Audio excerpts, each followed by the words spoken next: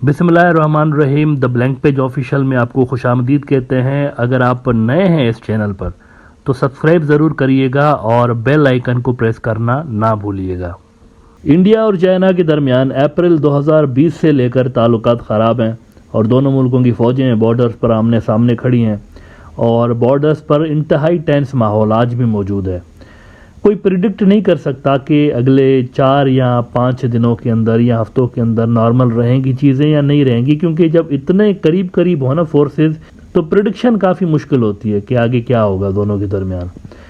अब इसी दौरान चाइना बहुत बड़ा इलाका जिसको वो अपना इलाका कंसीडर कर रहे होते हैं, लद्दाख के इलाके, वो ले चुका है इंडिया से।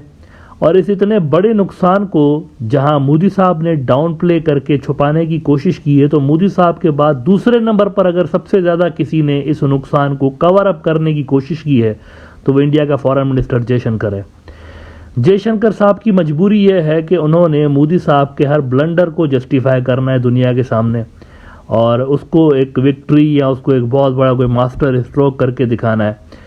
अब इंडिया का जो अपोजिशन लीडर है राहुल गांधी जहाँ भी जाता है दुनिया में तो वहाँ पर ये इश्यूज़ रेज करता है। अपने मुल्क में तो वो करता ही रहता है, लेकिन अक्सर उसके चक्कर लगते रहते हैं यूके के अंदर, अमेरिका के अंदर। वहाँ पर चूँकि पढ़ा लिखा बंदा है, मोदी साहब की तरह 5वीं पास नहीं है, तो वहाँ इन यूनिवर्सिटीज़ के अंदर जाता है, इन मुल्कों के अंदर बड़ी बड़ी जो यूनिवर्सिटीज़ है और वहाँ पर लेक्चर्स दे रहा होता है। उन लेक्चर्स के दौरान ये क्रिटिसाइज़ करता रहता है मोदी साहब को कि इसने कुछ भी नहीं किया।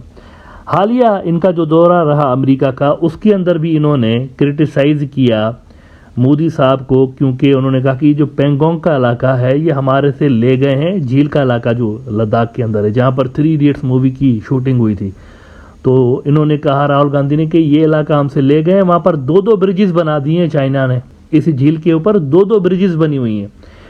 तो इस पे भी कवर करते हुए जयशंकर ने क्या बात की है वो जरा मैं आपको दिखाना चाहूंगा। फाइनेंशियल एक्सप्रेस ने न्यूज लगाई है कि Jaishankar says India a reliable partner in global south, China needs to disengage along borders. और इसमें वो कह रहे हैं कि the minister also dismissed Gandhi's remarks on China's construction of a bridge in Pangong Tso, stating that China has been encroaching on Indian territory since 1950 and acknowledged the ongoing state of forward deployment between the two nations। अब देखें ये इतना बड़ा झूठ है ना, बहुत बड़ा झूठ है। आपको मैं रिसेंट एग्जांपल्स दिखाता हूँ इसका। ये जो कंस्ट्रक्शन जिसकी ये बात कर रहे हैं ना, ये 1950 से नहीं हो रही, वहाँ पर ये रिसेंटली हुई है। सैटेलाइट्स के जो नए मैप से शो किए जा रहे हैं, जाहिर किए जा रहे हैं, वो तो फैक्ट्स एंड फिगर्स के एतबार से गांधी बात कर रहे हैं ना। पुरानी सैटेलाइट इमेजेस में 2-4 साल पुरानी इमेजेस के अंदर ब्रिज नहीं है, और अब जो नई सैटेलाइट्स आ रही हैं इमेजेस तो उसके अंदर ब्रिज बना हुआ है। तो ये नई सैटेलाइट इमेजेस क्या पीछे पास्ट में जाकर उन्होंने खींची है क्या? सैटेलाइट्स ने 1950 में गए हैं ये फोटो खींचने के लिए। किस तरह की बात करते हैं जयशंकर साहब? भाई सैटेलाइट से बड़ा, पिक्चर से बड़ा क्या प्रूफ होगा कि 4-5 साल पहले कोई ब्रिज नहीं था, आज ब्रिज है? इसका मतलब है मोदी के दौर में बने हैं। कुछ अर्सा पहले का आपको द यूरेशियन टाइम्स दिखाना चाहूंगा कि जी how India China's new bridge on disputed Pangong Lake is near completion, satellite imagery reveals। और इसमें वो बता रहे हैं कि इन मई दिस ईयर, ये गुज़िश्ता साल वाले जो मई की बात हो रही है, in May this year the Indian Ministry of External Affairs acknowledged in an official statement that China had started constructing a second bridge on the Pangong Tso Lake following the completion of the first bridge earlier।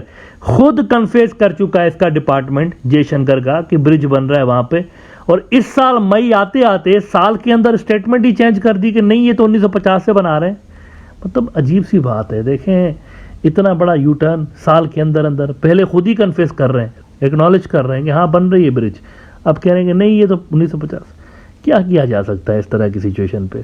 बहरहाल ये तो देखें ये तो चलता रहेगा ना, China मजीद आगे आता रहेगा। वो कहते हैं सारा हमारा लद्दाख है, तो जब तक इंडिया उनके साथ मीनिंगफुल डायलॉग्स में इंगेज्ड नहीं होता और कुछ लोग कुछ दो के बुनियाद पे, जैसे आप देखिए भूटान बड़ा ज़बरदस्त तरीके से अपना बॉर्डर डिस्प्यूट रिजॉल्व कर रहा है, ज़्यादा उनको फ़ायदा हुआ है।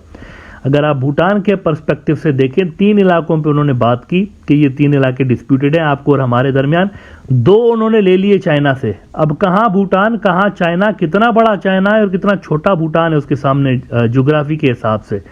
और इकोनॉमिक पावर और मिलिट्री पावर, तो सारा कुछ कोई मुकाबला ही नहीं है ना।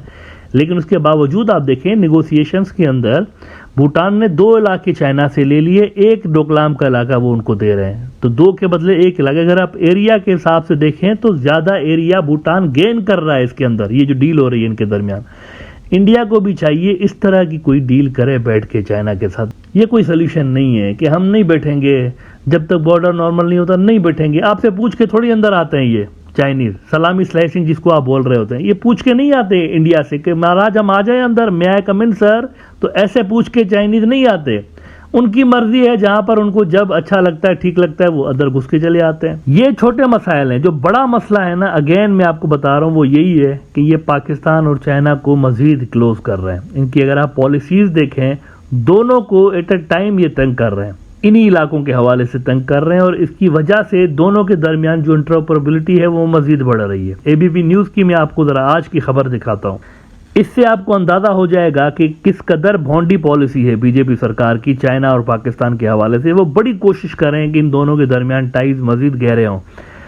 एबीपी न्यूज कहता है कि India took a clear stand on China and BRI external affairs minister S Jaishankar. इसमें एक तरफ वो जयशंकर के बारे में कह रहे हैं कि according to Jaishankar, in the past 9 years, India had opportunities as well as challenges in the neighborhood.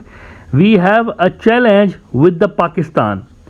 This is not a new issue. Cross-border terrorism had been a challenge since the beginning and we are not going to tolerate it. Pakistan को धमकी, आप terrorism कर रहे हैं हमारे मुल्क के अंदर और हम इसको जो है वो टॉलरेट नहीं करेंगे। टेररिज्म वो इसको कह रहे हैं, कश्मीर के अंदर जो रेजिस्टेंस मूवमेंट्स चल रही है ना, उसको ये पाकिस्तान से जोड़ रहे होते हैं। हालांकि दीज आर इंडिजीनियस मूवमेंट्स, ये खुद ही कश्मीरी कर रहे होते हैं अपनी आज़ादी के लिए। इसका मॉरल सपोर्ट पाकिस्तान ज़रूर दे रहा होता है इनको, लेकिन बाकी ये बेचारे खुद ही कर रहे होते हैं। इनकी अपनी सारी की सारी जो मिलिटेंट स्ट्रगल चल रही है इनकी अपनी है सारों की, कश्मीरी जो ग्रुप्स हैं। भाई देखिए ना, जब पुलिस के इनकाउंटर्स होते हैं या फौज के इनकाउंटर्स होते हैं, उसके अंदर जो शहीद होते हैं मिलिटेंट्स, वो कश्मीरी होते हैं, पाकिस्तानी तो नहीं जाकर यहाँ से लड़ रहे होते।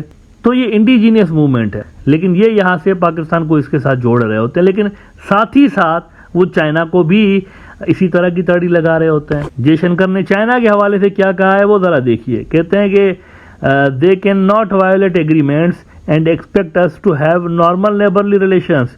We have to find a way in disengaging. They also know it's not in their best interest, so we are communicating. Disengagement is a detailed process. उनको कह रहे हैं आप भी पीछे हट जाएं, आप जो कुछ कर रहे हैं उससे हम खुश नहीं हैं और ये हमारे लिए कोई अच्छी बात नहीं है। आपका BRI भी हमें नहीं चाहिए रीजन के अंदर, खासतौर पर आपका पाकिस्तान के अंदर जो BRI है उसको बंद कर दें। उधर से उनको तड़ियाँ लगा रहे हैं, इधर से पाकिस्तान को तड़ियाँ लगा रहे हैं, तो ये किस किस्म की पॉलिसी है? मतलब आप जानबूझ के कोशिश कर रहे हैं कि ये दोनों जो है ना मिल जाएं फोर्सेस हमारे खिलाफ, पाकिस्तानी और चाइनीज़, और मिल के कोई ज्वाइंट फ्रंट बनाए। इसमें पाकिस्तान का भी कोई कसूर नहीं है, चाइना का भी। ये जो दोनों साथ आ रहे हैं ना, ये बीजेपी सरकार करवा रही है बेसिकली। अगर आप देखें तो उनकी पॉलिसीज़ कुछ इस तरह की हैं कि नेचुरली चाइनीज़ और पाकिस्तानियों को यहाँ पर एक ज्वाइंट फ्रंट बनाना पड़ रहा होता है इनके खिलाफ।